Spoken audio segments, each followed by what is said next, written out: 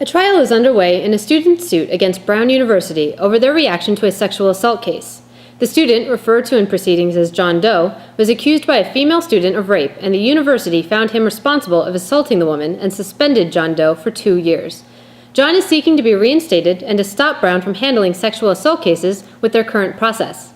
John's attorney claims that Brown did not follow its own rules during the disciplinary process and that the institution used a different definition of the word consent than the one that was policy at the time the encounter happened.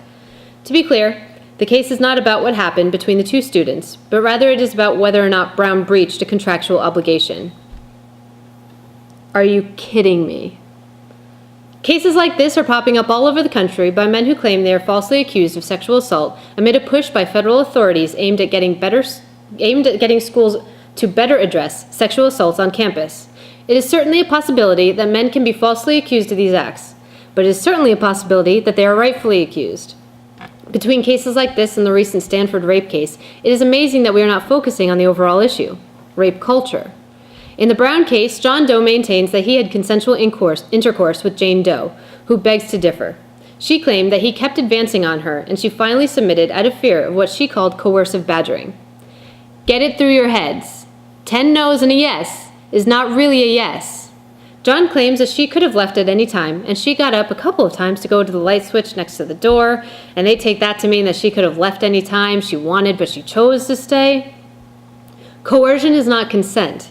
Coercion means you don't feel you have a choice.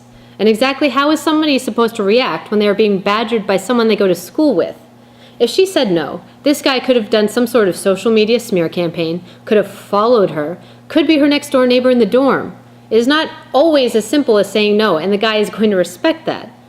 I don't know the two people in question, and I don't know all the facts about the disciplinary hearing.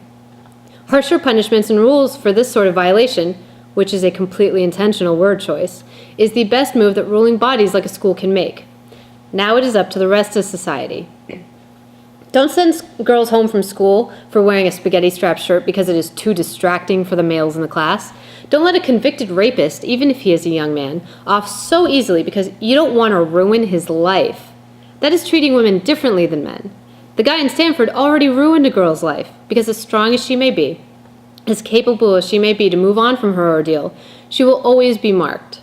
Cases like the one at Brown make me disgusted that people could think it is okay to force someone into a sexual situation just because they didn't blatantly hear the word no. Or that boys in school have to be catered to like they can't control their hormones, so girls have to be careful how they dress or act. Let's teach boys to respect women, no matter how they act or no matter how they dress. Let's teach women that they don't have to give in to fear, that there are people they can go to that will help them and listen to them. Let's binge watch all 1,500 seasons of Law & Order SVU and wake up to rape culture in our country. Policy does not dictate consent.